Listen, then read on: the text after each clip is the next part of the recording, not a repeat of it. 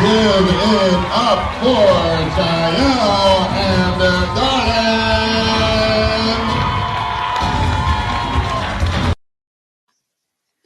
All right. Hello, everyone. My name is Diamond Rivera, and we are back at it with the live discussions with Diamond podcast. This is episode 198, and that video you just saw was a special performance by our guest tonight. But before we get started, I want to send my love to everyone here tuning in, everyone from Philly, everyone from the tri-state and abroad. We love you all here at the podcast. And tonight's special guest is a person that I've admired for so many years. He's actually seen me when I was a young teenager performing back in Philly many years ago. We have some interesting stories about that, but also his leadership, his history, especially not in the just social dance world, the performance world at congresses and socials and events, but also his competitive history is endless. And today I have the opportunity of having here representing the Philly area, representing Art in Motion, the one and only Darlin Garcia. What's up, man? What's up, Absolutely, my brother, man. First of all, I'm loving that background. I'm loving the AIM in the background, the Art in Motion. Got to represent, even as we're talking, I think you just finished some rehearsals, I'm assuming. Yeah, I mean, like I said, like we talked about earlier, I'm everything between training some of the new competitors, wedding couples coming in, just everything's going on, just trying to keep it grinding, keep it moving, Absolutely. And for me as well, as I said earlier, really our history. Many people who don't know, I mean, me, even at the young age of 31, me being in the scene for so long in different capacities, being able to meet you so many years ago and how much you've influenced me, having this type of platform means a lot, having you on because you have such a rich history. I mean, the amount of people you've trained, the amount of medals and competitions you've won, the amount of performances you've had and showcases. I mean, hey, you're not just a legend in my eyes, you're truly a pioneer. Thank you, brother. Thank you. And again, very appreciative of being here, and I can't wait to get discussing with you. Absolutely. I mean, and for me as well, I really love doing this podcast because the focus is understanding, of course, the artistry, the success, but I think also having people appreciate you as the human being is so much more beneficial because I mean, I think you have the understanding of we go from performance to performance, showcase to showcase, and sometimes that 2-3 minute video really doesn't fully encapsulate who we are because we have a life outside of dance. Even though we may always be in the studio, I think it's important for people to get an understanding of who we are as human beings. So, Darlin, as I do with every guest that I've ever had, I always, of course, will touch on the current success and things that have happened beforehand. But I think it's also important for people really to understand who you are before AIM, before dancing, really before it all. So kind of give me an understanding before you got into the dance world. Who is Darlin Garcia? I think I've always had, this competitive drive in me. Whether I always joke around where it's like I played sports growing up. It could be working at McDonald's, delivering newspapers when that was a thing back in the day. Yeah.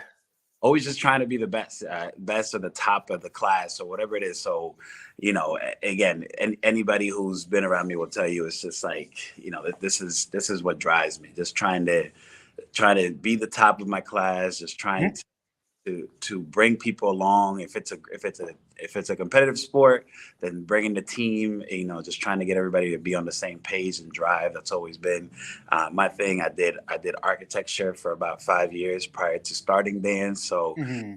I know that kind of helped me looking at the overall view of a building, and then being able to now, break it down and put it into pieces together and to create the final product. So doing architecture, just, things with family has always been so important to me.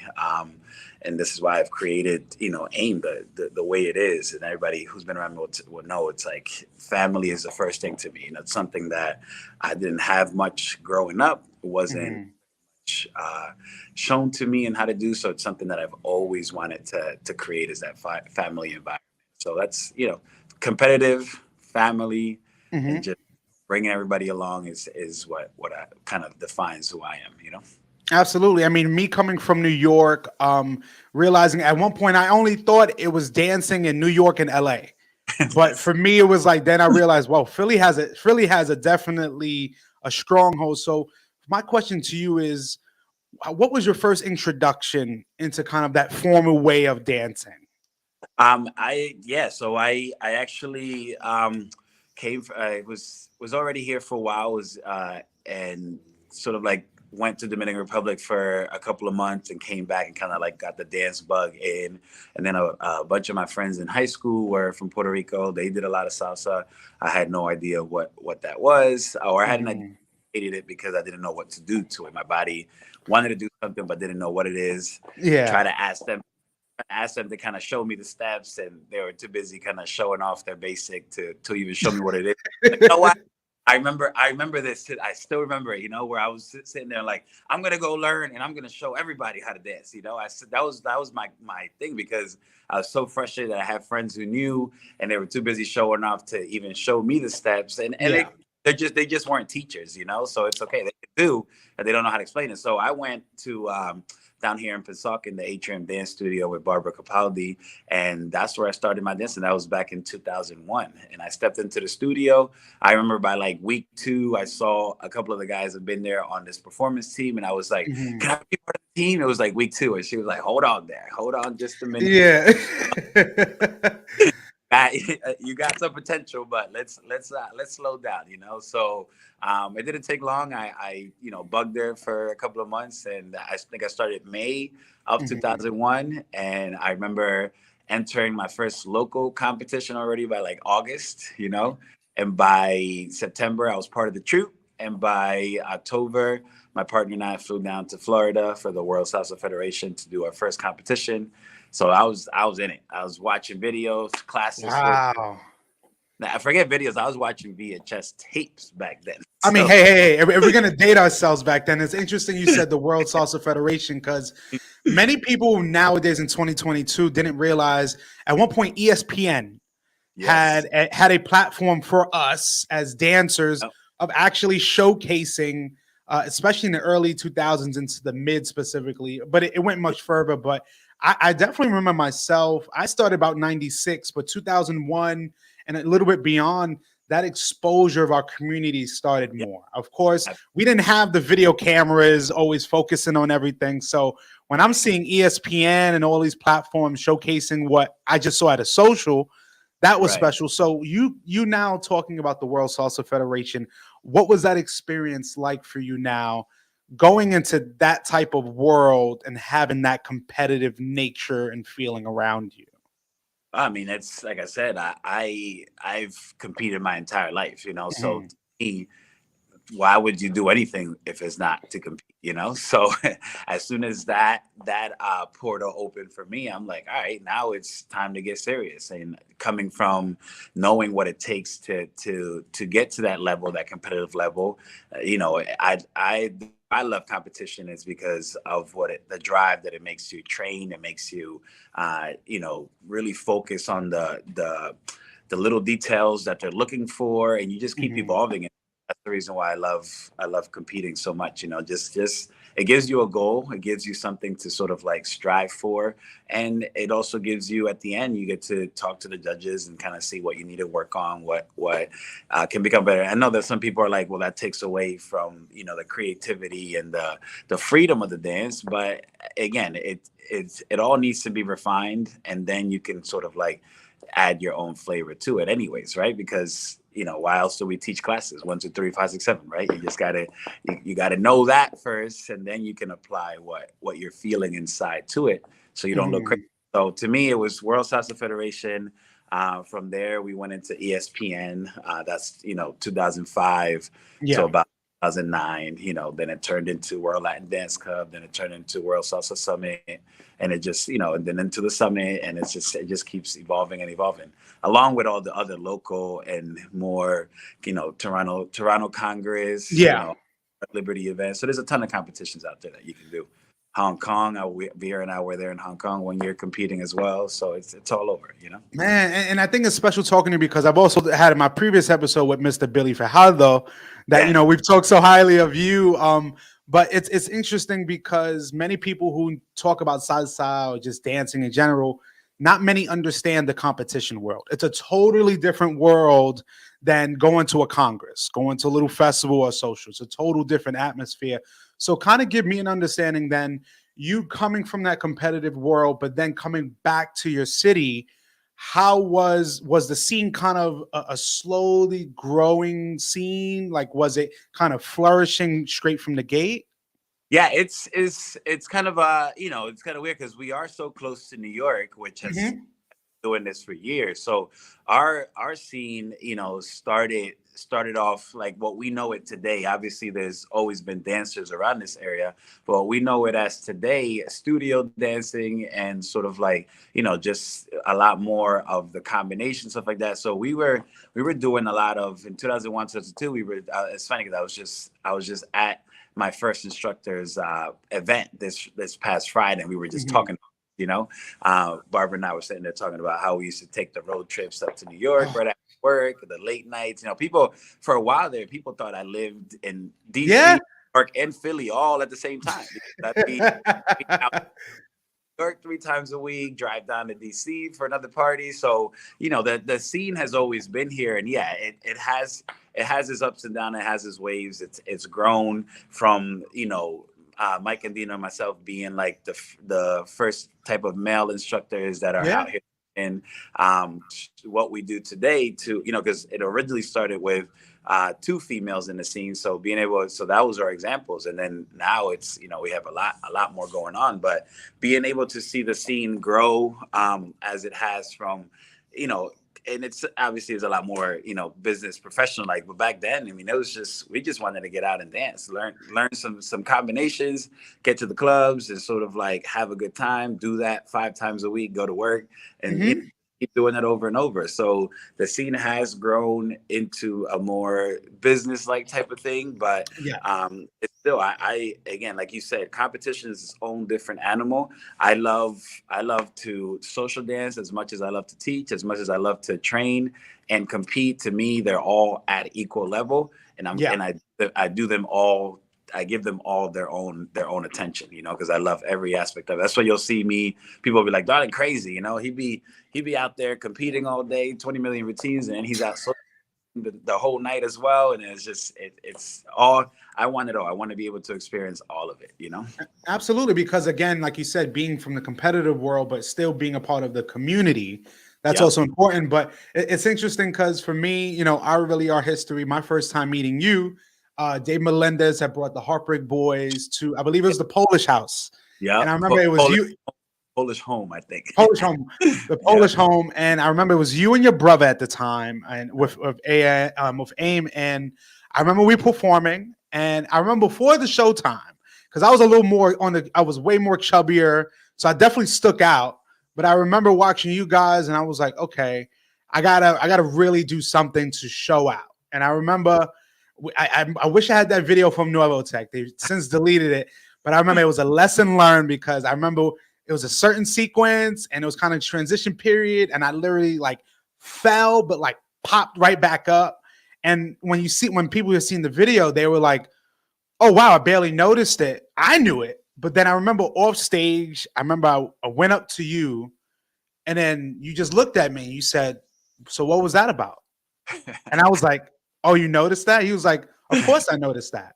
He's like, and I remember you told me vividly, you said, "Listen, next time, don't show off. Just do what you do and everything will be fine." Because I think too, it was me as a young teenager, like I'm going to Philly, I'm going to a whole new place. Yeah. I already have that insecurity as a bigger kid, and I felt like I had to overcompensate. Yeah. But really, your honest talk for me helped because some people can't take criticism. Some people can't understand, like, hey, you don't have to go 110. You can Right. go at 100. You can go at a speed that works for you. But again, it's also different because you're working as a team. Because Yeah. as a team, that one mistake will really showcase and it's very more visible. And Yeah. for me as well, your advice always stuck out with me and I always appreciated it. But also something I appreciated that Philly had a big influence on was media. And we're talking about Nuevo Tech. Nuevo Tech was that platform that we had many years ago, was our Yeah. YouTube. We Yeah. had Exactly.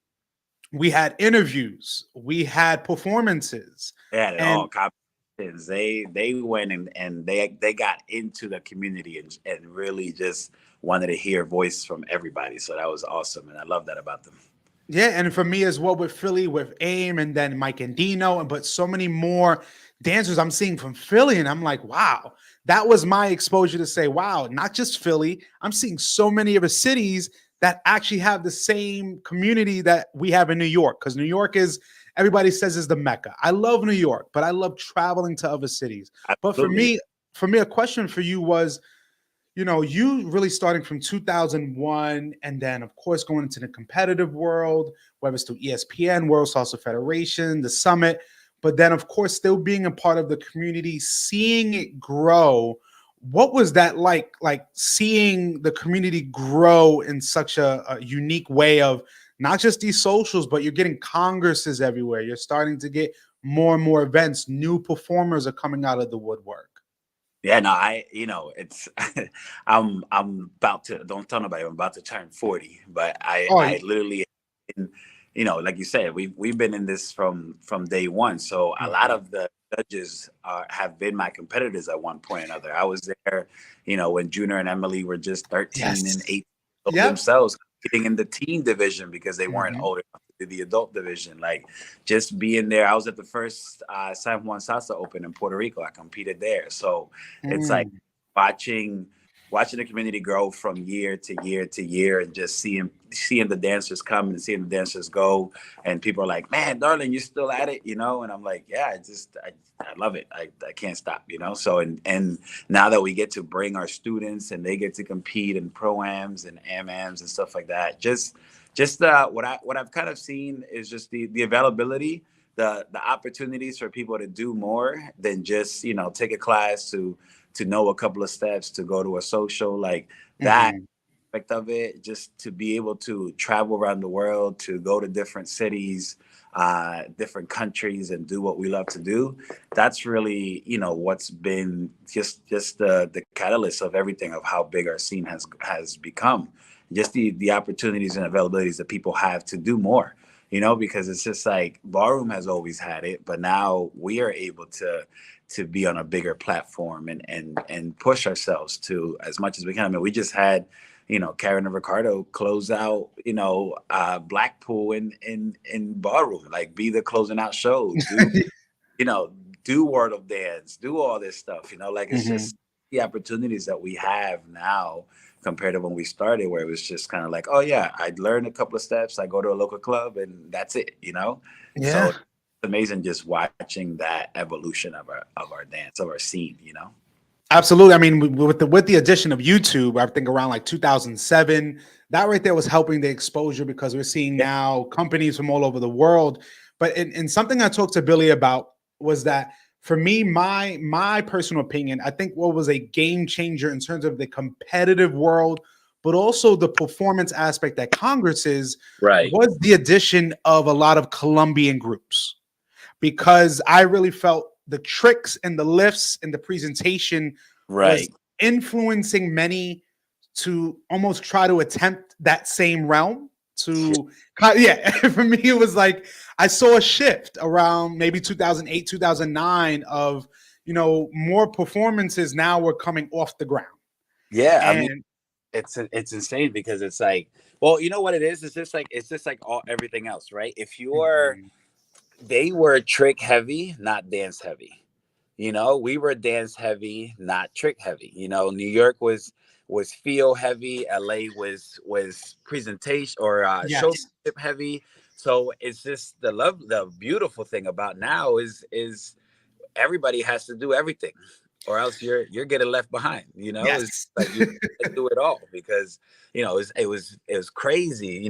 Just I remember being in LA in 2005, and LA had its own, like, on one floor and on two floor, like, and Mhm. people wouldn't very select. There's probably like three people that can go and dare to go into the other floors, or better yet, like, an LA dancer flipping it on two dancer in the middle of the floor, like, Yeah, it was like, oh my wait, goodness. what? That was like fighting words back then. It was I oh, mean, but it's funny, darling, because I think too people don't even realize. Like I've said this before. Was many people they couldn't even fathom when we talked about evening showcases at one point. That was at midnight. yeah. That was at and people now Don't complain don't about don't it. be lying. Don't be lying. And you meant like 1 o'clock, 1:30, and they always say come at midnight. Yeah, Wait till 1:30 in the morning to go on, and you're like, what the heck, man? You said midnight, and I thought yeah. that. But you see now, of course, we've evolved. But one thing I'd say that has really evolved in our community, because again, we remember there was a point salsa is king. Salsa, whether it's on one, on two, whatever have it, it was the king. It was, you had it at every Congress. But I would say around 2011, 2012, you started seeing now events of bachata events. And that for me was also a game changer, was that now bachata wasn't just underground. It wasn't just the down playing song when you needed a break. It Yeah, wasn't that, little thing in the room, maybe you got it here or there, but now we're to the point that it's at festivals, it's at congresses, it's at competitions. yeah. They actually have categories for it. And then also seeing you competing in bachata. For me, now my question to you is, throughout your years, what is that now like? Now going from really just with salsa, now having bachata be more incorporated. Well, I love it. I'm Dominican, so to me, not having it at events back then was crazy. I remember being. I was just telling this story to somebody. I was in Holland for an event in 2008, and we're out there, and literally, like, I was teaching 5-hour workshops a day for 5 days straight, socials from 9 till 5 o'clock in the morning, and it was Mhm. pure salsa, salsa, salsa, salsa, beating it in your head, and I 3 days in, I'm just like, I'm talking to the promoter, and I'm like, how do you hire a Dominican down here and not play bachata? Crazy, like, zero. And I talked to the DJ. The DJ's like, the promoter told us no bachata. It wasn't until like the fifth night at 3 o'clock in the morning, when the event was about to be over, where it was finally like, all right, we'll play one for you, and it was just like, thank goodness. But to me, I love it. I love when it started to happen. Obviously, the downfall to that is the separation of the rooms, where the crowd is now like, you have a Yes. one side's the room, so we're not all in the same room. Another downfall of it is that people want to do that more than they do salsa, and to me, it's, what I'm saying, like, I love bachata, and to me, it always remind me of home, so I love to dance to it, but Mhm. I need a mix. I need to be able to have all of us in the same room. So that's the only downfall of it is the separation. But no, I love when it started to be incorporated into our events. Absolutely. I mean, for me, again, I remember in New York when no, you got to go to the Heights, or we'll maybe Yeah. try to give you a song here and there when the crowd isn't. But now, going from just a small room to now you got festivals, now you have congresses, and now you have artists that are Yep. traveling the world teaching this. But for me as well, I saw the transition from 2011, 2012 when, again, bachata is bachata in my opinion. But Yep. you did see that kind of category of traditional or Dominican bachata to bachata sensual. Yep. And for me, and I've talked to many artists, and I've always, I've gotten many similar answers of many people, in my opinion, and you can correct me if I'm wrong, but when it came to salsa and bachata, I think the difference was not just the attention grabber, but the ability to learn quicker. Something that wasn't maybe intimidating for some people. Some people were less likely to try take an 8-week salsa course than take an 8-week bachata course. So from your perspective, of course, being Dominican, but seeing that shift of seeing bachata grow more and more, do you feel like many people had switched to bachata in a sense because they felt it was a little more easier? It's not because it's easier. It's they love because it's in reality. I think the syncopations and the not changing the weight at every step does is more complicated and harder for people. It's just coupled with being able to pick it up, not as complex with the patterns and stuff like that.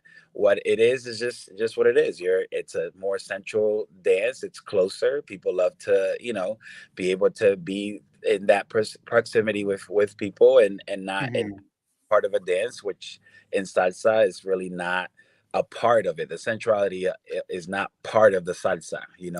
So I think that's really what kind of like started to pique people's attention more than anything else. You know what I'm saying? Like, yeah, it's a easier basic to learn, but it can get complex once you start to get into the syncopated rhythms.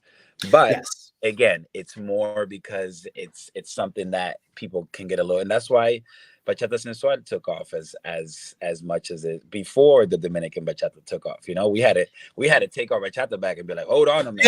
Yeah, yeah. What we do, you know what I'm saying? Like in DR, that's a bottle to your head. So you Oh, gotta, hey, listen, you you're know what not I'm saying? lying. I'm You're not like, lying. yo, so like you got to back up a little, but but I think that's the main reason why it took off the way it is. Absolutely. So then really a few more questions I have really are now you of course being a staple in Philly with salsa, because I remember a time, of course, it was mainly an on one city, as Right. they say. And then of course, the more and more people are dancing, people get an interest in on two. Throughout your years, really with the scene, do you feel like it's more of a mix of like salsa and bachata, or does it really still hold true to mainly just salsa? No, I mean definitely. It's really promoter based. I would say that. Got you. I'd say it's promoter based. Everybody obviously has their own following or whatever, but Mhm. yeah, like you'll have the salsa promoters and they have their crowd. You'll have the bachata promoters and they'll have their crowd. So I think it's pretty mixed. I think I would say it's really 50-50. If not, it has pushed into the bachata side just a tad bit more, but people still love their salsa as much as they love the bachata here. So the Philly scene, I think, is pretty 50-50. Absolutely. And a question I have for you then, of course, the video we saw early in the beginning with you and your son, what Yeah. is that like to actually now perform alongside your son? It's amazing. It's like I said, I didn't grow up with a dad that was around with Mhm. anything I did, no matter. And I told you, I'm very competitive. I've gotten awards in just about everything I've done in my life. So to have somebody not be a part of that is crazy. Even opening my own studio, still no recognition whatsoever from this. So when my son, he started dancing at 5. That video's around 7 years old. He came up to me and he was like, "Dad, I want to do a routine with you." And I had to turn my face. I was like, just to hold it. I'm like, sure, let's do it. Try to hide the excitement, but Yeah. it's everything, man. It's everything. Being able to do that alongside him, being able to, to guide him, to coach him, to show him, and just our relationship. Just I want to be able to be better than what my dad and I were, and just being able to carry that on for the rest of our lives, So being able to share this, even though I'm a very tough coach, very tough. Yes. So just being able to carry that with him, taking it to our first stage performance, which was the Baltimore Congress, was in a couple of weeks, Mhm. to then competing at the summit a couple of years back together, and just being able to share this entire experience together is everything. It's all I've ever wanted. Absolutely. And it's not a shameless plug that we see the trophies in the background too as Oh, well. no. Hey. Or a charger, because of course your phone's never ever ever charged when you need it, so I was like, so I gotta get you. No, it's all love. And then, of course, you got Sharon here saying a very tough coach indeed, while as well giving a big shout out to Mr. Rob Grisco here. Of course, saying, your little guy there, he's definitely the next beast. I mean, hey, you never know. 10 years from now, we can see your son competing and winning trophies and everything. I told him already. I said, look, I'm working way too hard. I need you to grow up, take some of these programs with me. And I told him, but I'll keep the money, so don't worry about it. You got to keep a cut somewhere. But, lastly, before we get into our section called the randoms is, really understanding your career from about 2001. And now we're in 2022. That is literally, I believe, 21 years right now. Yeah. What have you been able to kind of look back on your career and really understand your contribution? Yeah, it's funny because when I won the On One title 2 years ago, or last year, you kind of like just when it happens, it's surreal because your entire journey just flashes through you've been chasing that for so long. Your entire journey just flashes through your head. So, just being able to, the amount of dancers who not just have walked in through my studio, but also I coached the University of Penn Onda Latina for about 16 years as well. Watching them, and they're from all over the country. So just going to different cities and like, here's an Onda member here, Onda member there. Shout out to Onda Latina.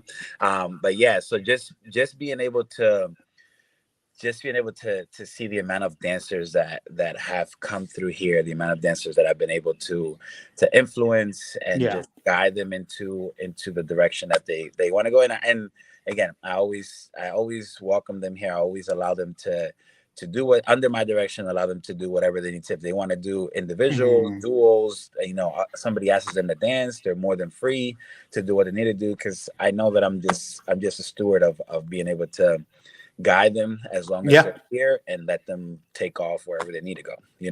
Absolutely. I mean, listen, I've seen so many people, I've seen so many competitions and videos, and I'm like, he's just producing one after another dancer, coming back and seeing their progression. That right there shows a really hardworking teacher, but someone who really knows what they're doing. Because again, I tell many people, as a teacher, it's not about just teaching choreographies or steps. It's so much more, but also the responsibility as a teacher that you have is very valuable. And your career has spanned over 20 years, and I definitely see it spreading even more. But now I think it helps us transition to our last segment called the randoms. This is about a few questions I've had that may deal with dance and may deal with life, but maybe everything in between. Right. All right, so we're going to get started. Our first question here is, are you an introvert or an extrovert? Depends, right? So I'm definitely an extrovert. Everybody knows that. But if I hate public speaking, so if you get me to public speak, remember it. Dude, forget about it. I cannot. I'll stutter, stumble, whatever it is. Nope, can't do it. So, hey, I don't blame you at all. All right, this next question should be interesting. So you're at a Congress festival, social, what have you, and this is the last song of the night, and you can only have one follow. Who is it? One follow. Who is it? In all these years, I've actually, I'll say my current dance partner right now. So yeah, I mean, I absolutely love social dancing with her, as long as working together. So I'd say my current dance partner, not a partner, Kayla Perez Vega. All right, definitely big ups to Kayla. All right, next question here is, if you aren't dancing, you are doing blank. If I'm not dancing, I am, and everybody who those locally who know me knows I love to bowl. So I'll go Oh, bowling every day of the week. okay. So wait, what is and we're gonna expand on that then. Then what's your highest score?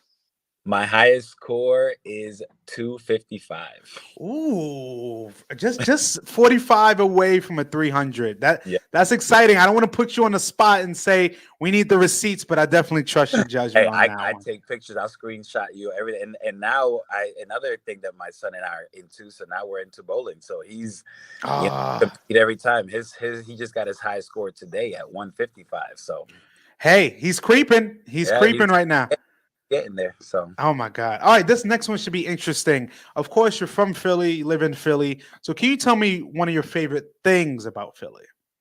favorite things about Philly, I would have to say probably just the diversity. Just there's so much to do, so much to, so many different people. I would just say that. I know every major city probably has that, but just the diversity of people and just the people you interact with and run into, and especially at these events and stuff like that. So I would say that just the diversity of people, foods, and just Mhm. things, you know. Gotcha. And it's interesting. Rob says JL beat him in that the other day too. I Uh, don't I don't know if that is that true? we had we I always give him a little challenge at the end where it's just like, especially when it's kind of close, and Hmm. what'll happen is I'll just be going and flowing, and he won't let me know that he's close, that he's almost in, and I'll look up and be like, oh man, he's just about to miss on, and yeah, the other day I shot he went in and put some pressure on me in the 10th frame and had a pretty high score. I had an opportunity to come back on him, but I missed the pin and didn't get my spare, and he ended up beating me. So he did win the other day. So Okay. yeah, And then even Sharon here says there's video proof. yes, Wow. video proof of it. I tried it when I knew something was brewing. I was like, you know what? Let me record this final frame and see what happens. I handed him the camera with me shooting, so there's video evidence of his final frame and my final frame and him winning it. So his face was like, oh my god! And you know what? In the ninth, he realized it because I ended up, crazy enough shooting a gutter ball in my second shot Ooh. in the ninth, and that's when he realized that the possibility was there. So I love it that he went in focused in that 10th frame and was like, all right, I gotta pull this through, I So think that's the competitive nature oh, right there kicking in. you know it, love it, love it. Absolutely. All right. So for me, my interesting thing of Philly, one of my other performances was at Drexel University. I think it was a competition. But what's very interesting is a show that I watched called Parking Wars. And of course, I have gotten a ticket from the PPA, and that is one of my reasons I hate them. But it's very interesting. So we're gonna play a game of word association, and I have two of them here. So for the PPA, what's the first thing that comes out of your mind? PPA, first thing that comes out of my mind is, yes, just endless hatred for the why. Why must I get a ticket when there's a minute left before the time of free parking? Like, seriously, why? Of course, but then the second one is, and this is a controversial topic for many, would Okay. be then what is the best cheesesteak in Philly? Oh man, for my money, uh, I don't know. That's a stumbling one, because it's really, I love food, so for me, Mhm. they're all good, Wow, I don't know. I couldn't even tell you. Hey, Couldn't tell. I like the And neutral aspect. I won't say the stupid obvious names. I just won't do that. So, but I can't even tell you what's a favorite. I'll eat them all. It's fine. Okay. Hey, I Except, love that. I love that. all except Geno's. That's terrible. Terrible cheesesteak. Oh my, thank you. Thank you for telling me that because I went to Geno's and then I saw Pat's. I was like, damn, I made a mistake. Yeah. Hey, but it's all good. All right, this next question should be interesting. What would you say to your younger self? What would I say to my younger self? I would actually say to him, you know what? Keep doing what you're doing. I know that life is gonna throw you a lot of curveballs. I know that you're gonna grow up feeling like you're by yourself, and that the family thing that you desire so much is not going to be there, but you're going to build that for yourself. You're going to be able to bring people into what you what your vision of a family is, and be able to create that environment for others. And you know what, just it'll all be good. You'll have a lot of people saying that you're selfish and that you're conceited and all that, but in reality it's motivation. It's your desire to better yourself and to better around you, and just keep doing what you're doing. Absolutely. I love that answer. All right, this next one should be interesting. If you could watch one performance right now, who would it be? If I could watch one performance right now, my one of my favorite teams always since day one has been Tropical Gems. So I will Ooh. watch Sosa do his thing with his troop any day of the week. All right, I love that answer. All right, our second before last question is, why is it called Art in Motion? Why is it called Art of Motion? We picked it out of a hat. No, I'm just kidding. No, we had, it's funny. We sat down, the original members, and we had a bunch of names that we wanted to call the team. And one of the moms actually picked this name above all of them. But it just made sense. We wanted to do just a lot of back in the day. Ismail will tell you we did a lot of theme routines before these Yes. competitions. So for us, and that was a thing back then. So for us, it was, we wanted to make art that moves. So one of our first routine was just like museum routine. The guys were painted in white from head to toe. It's like a 5 hour Yes. job. The I girls. remember that. I was like, that's showmanship and presentation at its We had finest. painters. We always wanted to create these theme routines that had salsa in it, and just show art at its true form, have a storyline, just have all of that. The last project we did was our domestic violence project, Mhm. Santo, and that was also part of our Art in Motion. So that's always been like the behind the motivation behind our work. It's not Mhm. just moves. You're never going to see me do the same thing twice. I'm always going to try to evolve it, or come from a different angle. So we always want to just keep moving the art. So that's why it's Art of Motion. Absolutely. But I would definitely say as well, what's very interesting is, in my opinion, I think you guys are also one of the first to actually in your intros like make it really interesting when it would say art in motion, Yeah. motion. And I'm Mhm. like, hey, I definitely can't get rid of that one in my mind. All right, Right. now we're up to our last question here. I love asking this with many of my guests because I feel it's a lot more introspective and it brings really the whole conversation in full circle. So, of course, Darlin, looking back at your career, you've been able to do so much, inspire so many, help create a new generation of dancers per se. But how would you like to be remembered? How would I like to be? I think it's sort of like the same. It's the same thing. I think it all kind of like comes together for me. I want to be remembered as somebody who just gave the opportunities for people to do what they thought they couldn't do.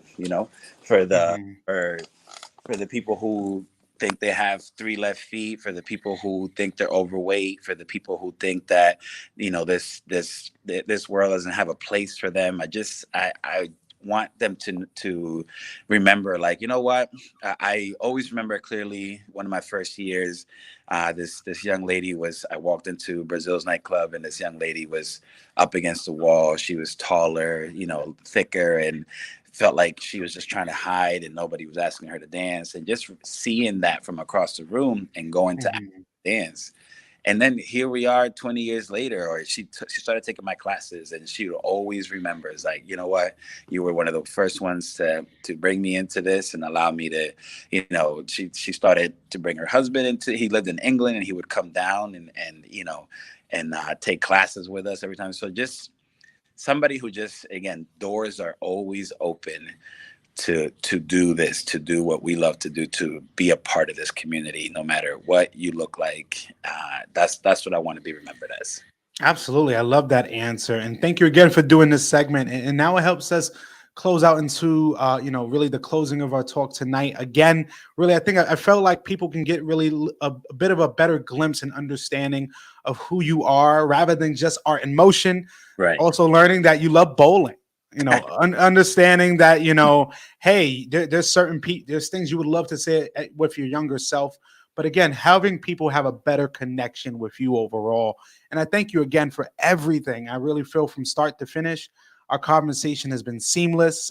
For me, again, even though we're not face to face, being able to just connect with you again means a lot. People like Rob Grisco, Watson, and so many others, Angel, and so many others that have come in and out of your studio, Sharon, and the list goes on. Again, for me, you're not a legend. You're a pioneer. You're an amazing human being. You've done so much, contributed so much. You have a wonderful family. And, lastly, I'd love to know if you had any last few words for myself and the audience, but also contact info on how people can reach AIM and see what you're up to next. No, definitely I appreciate this platform and bringing me on. I know that you've done countless amount of interviews, and I know you're very you think out what you want to do, what this platform is for, and definitely appreciate you having this and just bringing artists like myself onto this just to have just a warm conversation. It just feels like we're just out, so this was amazing for sure. And no, I mean, you mentioned my family real quick. It's something that, again, I didn't have, and I always wanted. So my wife and I, and my two sons, Tristan and Jael, just being able to, and that's one of the main reasons why we moved to Jersey, just having to be more accessible. My family, I think in the month that we moved here to Jersey, they were here more than that they've ever been, the 7 years I was in Philly, because of that. Doesn't like driving into the city. So just being able to have them here more, be a part of what we do it just makes it all worth it for me. So love my family, being able to be next to our church and them do their community, their couples nights and stuff, and have us to be a part of it as well. And that's just, the community here is just amazing. So that's the main reason why we moved to Jersey. But no, I mean, just, just have everybody just be a part of it. They can come to Art in Motion. Our website is Dance at AIM. So, all our information now is Dance at AIM, Art in Motion, Dance and Fitness. And just checking us out on any of our platforms, whether it's my name, whether it's the studio name, they can find us, and come in through our doors and just be a part of what we do, Absolutely, man. And honestly, I definitely appreciate your time, and it's very valuable. You're a busy man, but being able to connect like this was amazing. It was genuine. And again, I can't wait to see what you have coming up next. Everyone, this has been an amazing episode of the Live Discussions with Diamond podcast, episode 198, with the one and only Darlin Garcia from the Philadelphia area representing Art in Motion. This has been an amazing episode, everyone. Take care. See you soon. Have a great night. Stay safe.